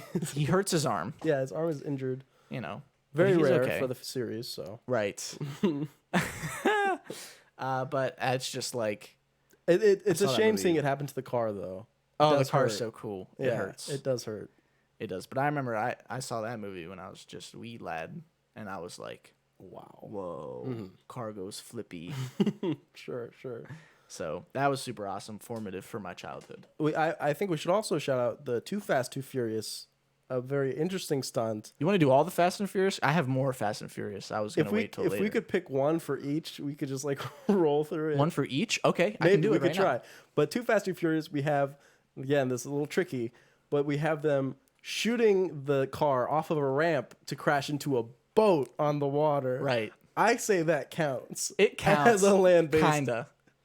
It's land, air, and sea. So really, it's a trifecta. It's it's like it is the whole trio. Triathlon going on. So we got to shout out that Super one. awesome. Tokyo Drift, Han's death. Yeah, that's a big obviously one. classic. It's just moment. blindsided. He just gets smoked and then he blows up. Mm-hmm. Fourth one. Ooh, rough. Probably the beginning when the semi truck is like Off rolling edge, down the thing and it like flies off and he has to like time it to like go under. That's cool. Fast Five, obviously, just the whole bank vault sequence. Yeah, again, another thing that was on our last action scene episode. Right. But specifically, I would say the bridge part where Dom is the only person pulling it and he's like swinging it so he can hit all the cop cars. Yeah. Awesome. Fast Six, the plane on the ground again. Oh, wait. Christopher Nolan again stealing. Yes, actually. He watched Fast and Furious 6. And he was like, you know what? I have an idea for a movie 10 years from now. Oh my gosh. I mean, that whole sequence, obviously amazing. The plane it kind of leaves the ground for like a second. It's like the I didn't mention this, but like the bus sequence in Shang-Chi that it just goes on forever. Yeah. And it's like the bus is still going, the plane still? Yeah, still. Furious 7. My pick would be when they do their head-on collision. Because they're playing that game of chicken, and they but don't. none of them chicken because they both have balls of steel. I'd have to agree. Because that's just badass. And they just crash into each other. Awesome. The Fate of the Furious. I mean, this one has your girl in it. The sub doesn't count. Or does it because they're driving on ice? But the sub's in the water. That's tricky. I don't think so. I don't think that one passes. Okay, well I can just the whole sequence where she like controls all the cars and just is like throw them out of buildings and like do whatever. That's also badass. Awesome. And then there's Hobbs and Shaw. Right, if we include Hobbs and Shaw. And Fast 9. And Fast 9's new. Hobbs and Shaw. It's gotta be. There's not much driving in Hobbs and Shaw. It's not technically like a crash or whatever, but Idris Elba definitely, because he's got that motorcycle, right? Does have the cool motorcycle. Yeah, so I want to say he crashes out on that near the when end. they escape, when they're escaping from like the facility that he's in, and they're all like running away, and the whole building is like collapsing. He's chasing him with the motorcycle, and then he like goes and kind of like jumps off it as it's like falling, and he like lands on the bed of the truck, and then the bed of the truck gets like smashed. Yeah. That'll have to do. That'll have to count. Yeah. And then Fast 9, it's got to be the whole magnet sequence scene at the end. When they actually sent it, they were like, because they had the scene where they're like, we want her to do the magnet and pull a car from the other side of the building. So they were like, what's the easiest way to film this? let's actually just send a car through a building. I love it. And then just work around it.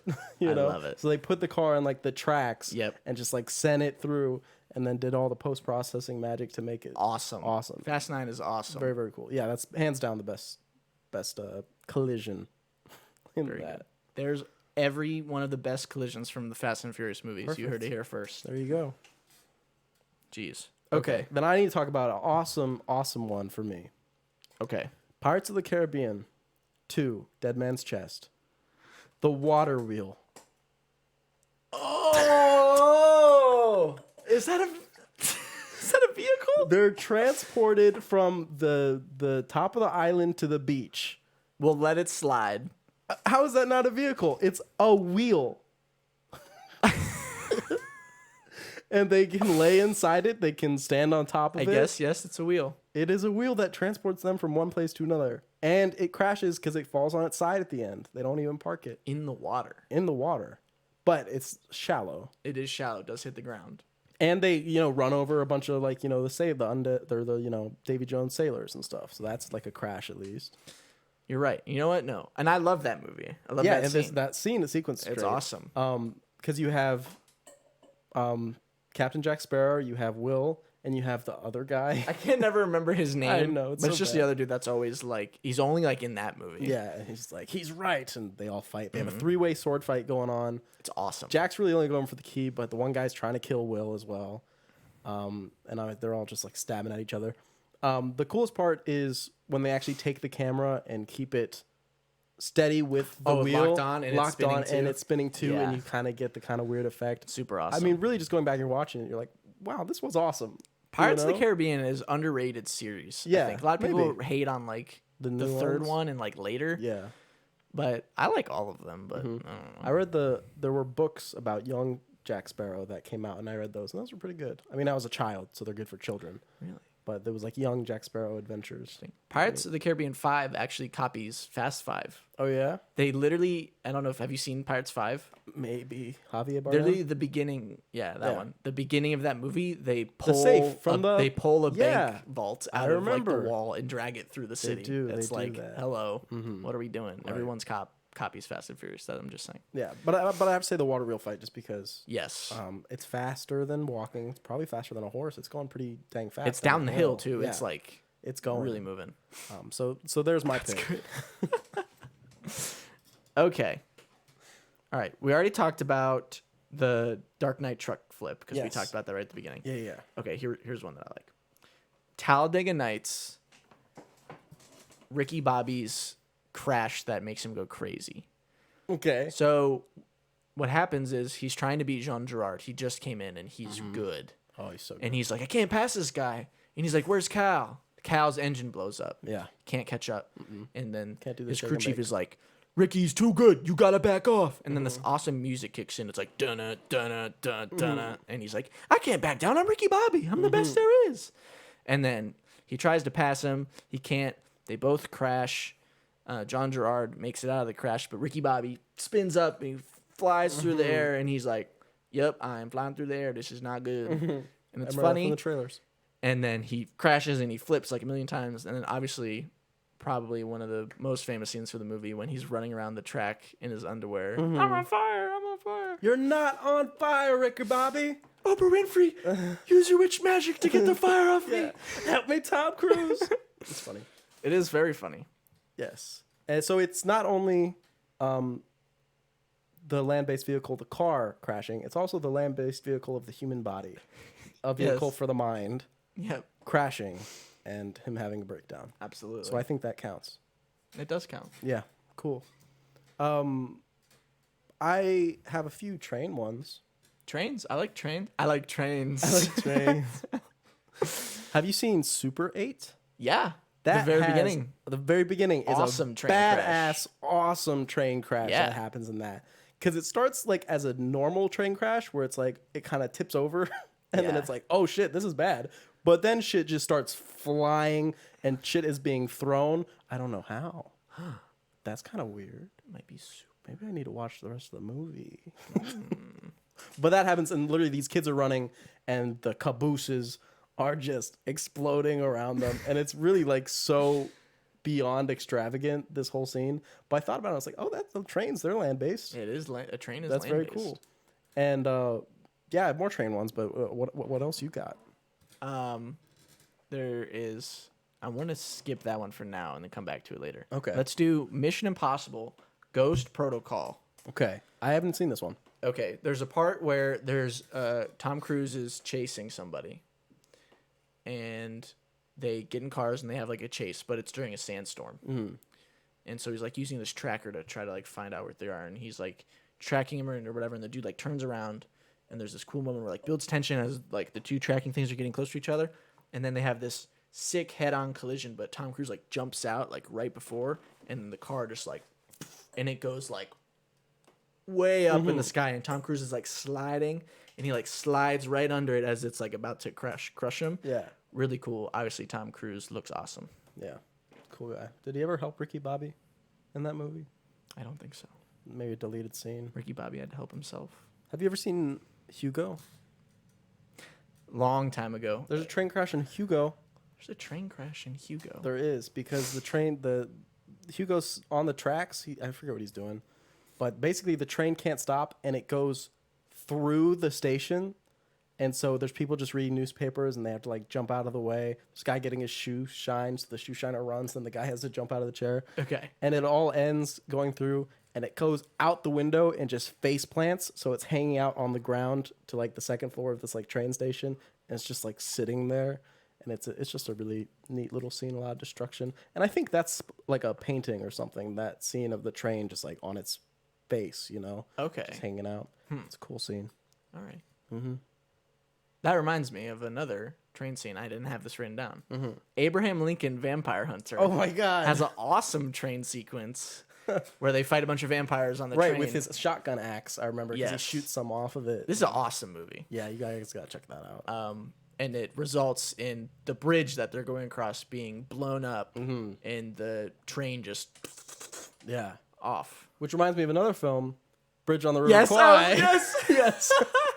Which has a badass train sequence. That's like Awesome. That's like the point It's like of the movie. thing. Yeah. Yes. Awesome. If you haven't seen the bridge explosion of Bridge over the River Kwai, watch that on YouTube and just be like, this is the coolest thing I've ever seen. And the train just... Yeah. So that's sweet. Awesome. We're good on trains. Yeah. Is it my turn again? Yes. Okay. The Blues Brothers. You ever seen this movie? No, but I know this scene. Me too. I haven't seen it. There's just a part where there's probably 30 police cars just all crash into each other. And it's hilarious. They just don't stop. Like one police car flips over after this chase, and then the rest of them that are chasing, just like none of them stop, and they just... And some will go flying, and they just all crash on top of each other. And then the funniest part is, like, after the crash is over, all the police officers like get out and they start like shooting, and it just like reminds me of like GTA. Yeah. Where like that. The cops will just like do whatever in that game. 2 stars. There's like, you just like tap somebody and they're like, I'm gonna kill you. Yeah, or you just are next to them for too long. Right, and it's like, oh, you got 1 star. The cops are gonna shoot you. Yeah. Awesome. Blues Brothers. Yeah. What else you got? I have another one. Let's do this one. Hot Wheels Highway 35 World Race. Okay. One of my favorite movies. Yeah. Very formative in my childhood. Okay. So what happens is, this is during the first, not the first race in the movie, but the first official race of like the circuit that they're doing. Yeah. Kadeem and Taro Kitano are in this like group of cars. Good names. They're awesome. Yeah, it's like Star Wars-esque. It's so good. The group of cars in front of them, one gets loose and boom, huge crash. Everything slows down. Mega slow-mo. Yeah. Zoom in on Kadeem and Taro Kitano's eyes. They know exactly what they're doing in this situation. And it's this awesome slow-mo sequence of them like weaving in between all the crashing vehicles. And at the very end, Taro these cars are coming together like this, about to crash into each other, and he barely squeezes through, just like that at the end. And then they're both like, oh yeah.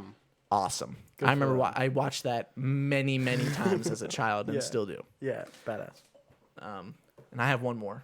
I was trying to think before you get to your last one. You're good. I really tried to find some with motorcycles and I had a hard time just conjuring up any good. Right, we had like Final Destination 2, motorcycles. Yeah. I was thinking like, does Ghost Rider have a bad, flip out? But it's like the crash isn't like that extravagant, Like there's certainly been like wipeouts, but like just an interesting like crash with a motorcycle. I don't feel like I've seen too much. I couldn't think of any like right off the top of my head, or even with a week of being like, motorcycle crashes. Does Batman crashes his motorcycle in The Dark Knight? Yeah. I don't remember how though. That one's probably all right. Probably fine. I feel like this is just our call to all the directors out there and stuff. Let's get more cool looking motorcycle crashes that aren't just them sliding. Right, because you get a lot of sliding, and I guess Venom actually did some cool stuff with the motorcycle where his tendrils would like reach out to like get tight corners. Remember that? Right, yeah. Venom that did was cool shit. Yeah, okay. Venom. No, I can't think of any, huh? Yeah, because really most of it happens. It's just wipeouts, and then they just fall, and usually that's like the end of a scene. It's like they wipe out, and then somebody gets up, and they're like, "Oh, my bike." Yeah, right. But a real good crash where it's like, I want to see somebody wipe out on a motorcycle, and then the motorcycle flips a million times into a helicopter, and then blows up. That's what we need. That's the kind of stuff that we need. That is what we need. Okay. Very last one. Toy Story 2. Now, you're probably thinking, car crash in Toy Story 2? See, that's funny, because I was thinking of Toy Story 1. Toy Story 1 car crash. Yeah, because on an RC, and they're like, we're not aiming for the truck. That's what I was thinking, but I guess that doesn't count. But Toy Story 2. In Toy Story 2, there's a part, if you don't remember, where they have to cross the street. So they come up with this great idea to put traffic cones on. Yeah.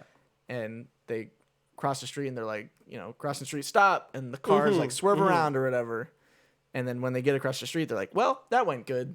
And then the street turns, and there's like a 50-car pileup, and people are dying. Yeah, thousands dead. It's just body parts on the ground, children laying on the floor. Yeah, the toys all are just leaving red footprints as they walk for the rest of the film. And it's a very funny moment. Yeah. But yes, there is a big car crash in Toy Story 2. There is one indeed. Okay, well, there we go. Land-based vehicles. I guess our takeaway is more motorcycles. Yeah, trains more were pretty motorcycles. Good. Cars and trucks. I mean, we got them on lock. Maybe tractors. Oh, like farm. We need like a farming movie that has like farm accidents. That's definitely a thing. What about? Well, I guess a lawnmower is not a vehicle. What do you mean? Well, a riding mower, sure. But I was saying push mower. It's not really golf unless carts? They have the auto propel. Does that count? Some push mowers have auto propel. It's gotta be riding. Golf carts are vehicles. We need golf cart crashes over the hedge. I remember very distinctly the Over the Hedge video game for the PS2. Yeah, awesome game. Yeah, we've talked about this. The mini game? Yeah, we have? I'm pretty sure it was our video game episode. Really? We talked about the mini game with the golf carts? Yeah, I'm pretty sure we have. So fun. So good. That's great land vehicle collision. Yeah, for sure. Okay. I think we're good. Yeah, probably. So it's time for another train wreck. The reviews of the week. Would you like to go first today? Sure. I can do that. Go for it. Here we go. Most relatable character in fiction. A gay, pretentious film bitch who hates their dad. Wait.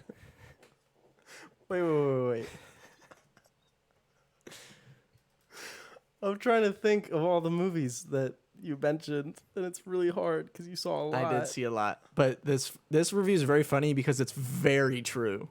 Okay, you're gonna have to give it to me. This is the Mitchells versus the Machines. Oh yeah. Okay. I've seen enough of the trailers to know that. Yeah, for sure. Very, very funny. That's a hilarious review. Yeah. Okay, I got one. 10 out of 10. This movie is worth paying $150 to see. This movie is like watching someone get paid to smoke crack for a day and improvise 5 pages for a script while they constantly apply hair color for men. I loved it. Willy's Wonderland. Yes, let's go. Exactly. He does. I mean, he looks great in that film. He I'll looks have to see 30 it. years younger. I'll have to see it. Easily. Oh, boy. Okay, well, then we got some emails coming at us. And by some, I mean one. Emails. Did you know that you can email us Mm-hmm. at thestaglerpod@gmail.com? You can do that. You can send an email. You can send us a motorcycle crash sequence, which you enjoy. Yeah. If we didn't think of one, you can There's send probably us a got to question. be documentaries about, like, worst motorcycle crashes Probably. for stuntmen, so Yeah. that could count.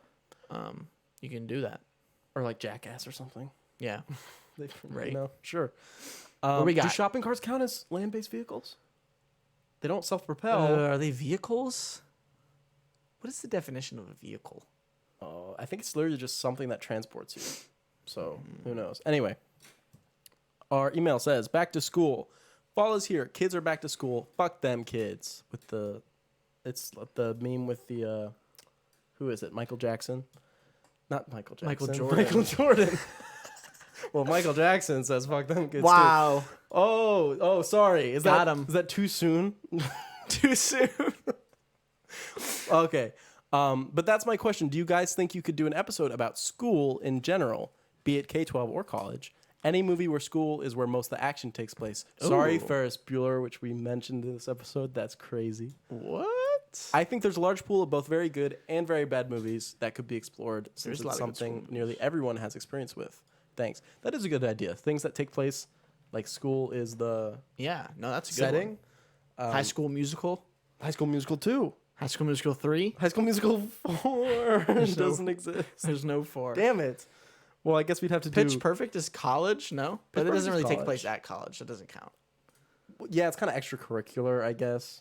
So a lot of it doesn't really. But take there's place hella as- school movies. There's, what's the one we just watched with ScarJo and Dear Evan Hansen? What? ScarJo and Evan Richards, Evan Baisley, Chris Evans. Oh, the Easy scores. The score. the perfect Perfect score. score. That one would have counted. Yeah? Yeah, for Uh-huh. sure, for sure. There's so many like high school movies. I'm sure we could easily do an episode. Love Simon. We talked about last episode. That would have Yeah. been one. There's plenty. There's plenty. It's almost too much. I feel like maybe we'd have to tighten it a little bit. Monster House. I don't think so. You don't think? I mean, I guess it's not The majority. Monster it's House not is the- majority yeah. at school. They All right. just have a school. Yeah. Okay. I mean, would Diary of a Wimpy Kid be close? A lot of it's at the school. Oh yeah. Yeah. Okay. But I feel like maybe if we did do this, we would focus in a little bit and either do like high school, below high school, and like college. I feel like all three of those could Yeah. be their own thing. Because otherwise it's just such a plethora. Right. Who knows where that could end up. Who knows? But thank you for the that's a suggestion. good suggestion. But also, fuck you. We're not doing that next episode. Right. In the future, though. In the future, next year maybe, we have one already picked out because it's kind of just good timing and it really works out. It is good timing. We actually have the one after this even picked out. So Yeah. Are we there. gonna spoil what the next one is? Nah, let them figure it out. It's easy enough to figure. It's not that complicated. If you've been following the show for a while, you should know what the next episode Right, is exactly. going to be about. But this next episode is gonna be about the Daniel Craig Bond saga. yes, Because unless No Time to Die gets delayed, there's no way it gets delayed like a week before it comes out. That would be so messed up. it was supposed to come out a year ago, a Yeah. year and a half. But I think we're good. I think we are good. We're going to talk about the 5 Daniel Craig Bond movies, starting with Yes. Casino Royale, Quantum of Solace, Okay. Skyfall, Spectre, Cowboys versus Aliens. right, Cowboys vs. Aliens, and now No Time to Die. We're gonna talk about all of them. Maybe we'll rank them, see which one's best, yeah. see which one's worst. Well, we know that Skyfall is the best. I mean, unless No Time to Die really blows your socks off, everyone agrees Skyfall's badass, Great movie. fantastic. And maybe we, I don't know how many of the other Bonds you've seen. Maybe we'll just talk I about don't know if I really have, to be honest. Daniel Craig in general as a Bond and being like, how well did he do it? What was he good at? What maybe could have been better. Okay. I like we could even do that. I like it. But we have to save all And that maybe good who the stuff. next Bond could be. Ooh, I want to do that right now. No, that's next episode. I know. I'm sad. You have 2 weeks to think of. You have 2 a weeks. whole fortnight. To think Charlize about it. Theron. Charlize Theron, the next Bond. I Could mean, be. we're gonna have to talk about Lady Bond at some point. Anyway, that's next time. All that fun stuff is down the line because that'll be episode 39 or 40. I forget already. One of them. One of It'll them. be an episode that you can listen to. It'll be an episode, and it'll be a great time for all involved. So, is there any good car crash ending that we can do, like some sort of? Where a movie ends with a car crash. Well, I don't know, just like to send us out on a thing. Skirt.